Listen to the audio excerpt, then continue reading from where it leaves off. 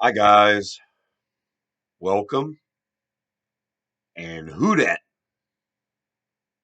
I'm Joe, and today I'm going to be previewing the upcoming matchup in London between our beloved New Orleans Saints as they take on the dreaded, hated Minnesota Vikings. The Vikings are not in our division, but they are in our conference, and we've had an awful history with Minnesota. We've had some of the worst things that have ever happened to this team happen against Minnesota. We've had some good moments too, but Minnesota is one of those teams that if you're a Saints fan, they're on a very short list. We have as our most hated teams, division rivals, of course. And this goes back to San Francisco and the Rams as well. They were in our division for a long time when we were the West. We hate the 49ers. We hate the Rams. Doesn't matter if you're in St. Louis or Los Angeles. We hate you. And of course, naturally, we hate the Falcons, we hate the Panthers, and we hate the Buccaneers. And by the way, the Buccaneers, the Panthers, and the Falcons have been to the Super Bowl more than the Saints. But Minnesota is one of those teams out of our division that we can't stand. And we've had a horrible history with them. You know, that short list also includes the Chicago Bears. I hate that team.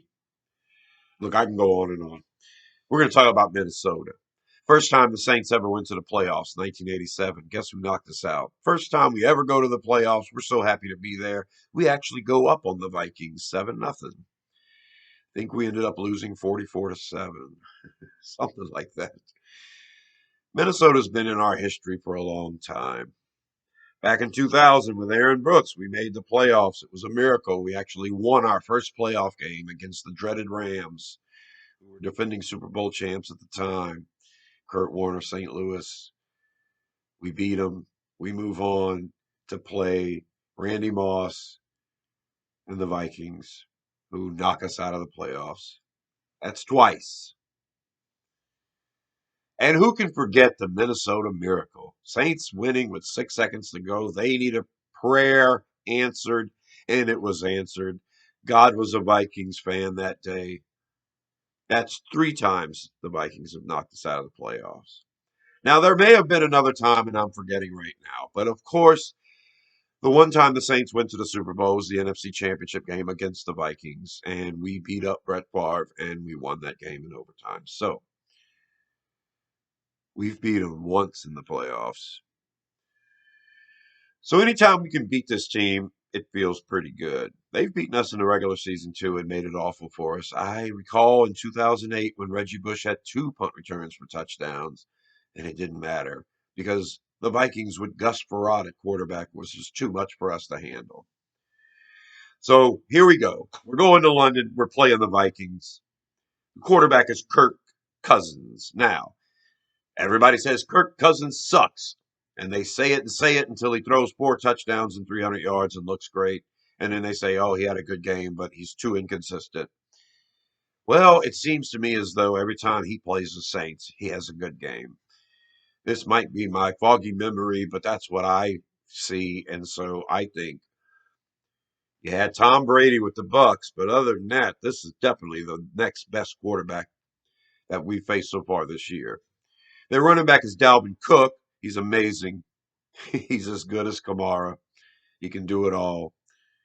And their wide receivers, Jordan Jefferson out of LSU, one of the best receivers in the league. Adam Thielen, who can burn anybody on the team. He's a good enough route runner to get open against anybody on our team. We are going to have our hands full this week against these Vikings. Let's pull up the offense.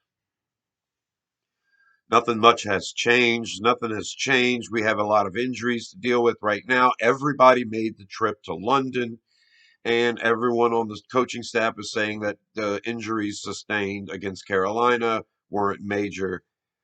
Practice starts today, so I'm going to know later on in the week whether the people that got hurt and the people that have been limited in practice are actually practicing or not. So I can't give you a heads up about any of that just yet, other than to say that at the end of the game this past weekend, Michael Thomas was out, Jarvis Landry was out, Traquan Smith was out, Deontay Hardy was out.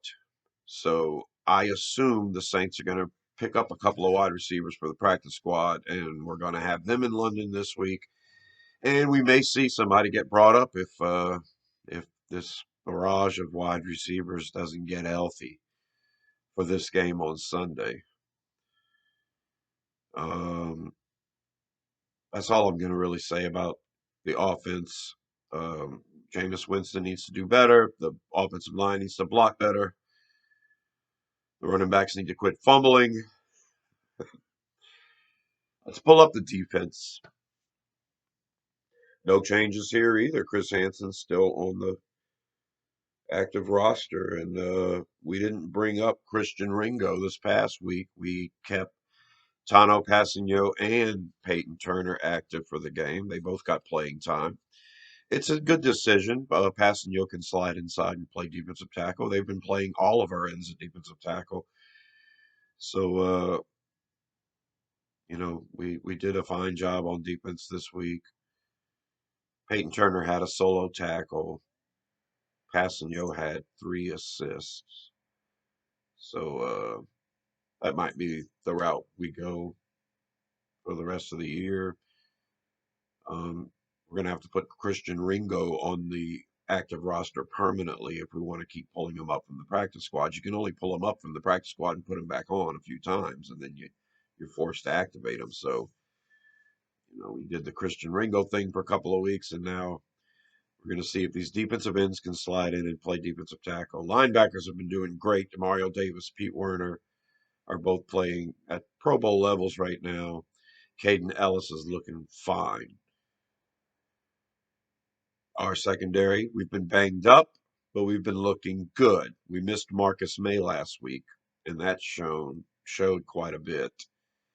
Uh, but Bradley Roby has been holding up. He got picked on against Tom Brady, but he's still making tackles. He's still making pass defense, and he's still making lots of plays. Uh, he's making tackles. So, Paulson Adebo played a little bit this past week, but he was very limited, although he was active. So hopefully Paulson Adebo can return to form because we are going to need it against Jefferson and Thielen and whoever the Vikings have at tight end, which of course will be a better tight end than we have. Dalvin Cook can beat us. And like I say, Kirk Cousins is the second best quarterback we faced this year. He can beat us with his arm. Hopefully our secondary is healthy. We can shut down the pass. We can shut down the run. We can play a great game on defense like I know we're capable of. Hopefully the offense can get some points. So I'm very hopeful that the Saints can win this game. But for my prediction, I am going, and you guys are going to hate this, but I am going with this because I'm hoping that I'm wrong and the Saints absolutely kill the Vikings. But I'm going with Vikings 34, Saints 20. And giving the Saints 20 points is pretty good for what their offense has shown us so far. That 34 points against the Vikings looks absolutely ridiculous. Well, our defense is great, and we've played 3 pretty good games in a row. I think we're down. We're up for a letdown. I hope I'm wrong. So who dat, please? Let's have the Saints win this game. Let's have the Saints show us something they haven't shown us all year long. That they are a good overall team that can put it all together and compete in this league. Because right now we're 1-2. We're 1-2 in the conference. We're 1-2 in the division. And we have a tough schedule coming up. We're going to have to play some excellent football to win any games in the next 6, 7 games. And they're going to have to prove it first, and they're going to have to do it this weekend against the Vikings in London. I'm Joe. Subscribe to Rosenfield 10 for more videos like this, and I'll talk to you later. Who dat?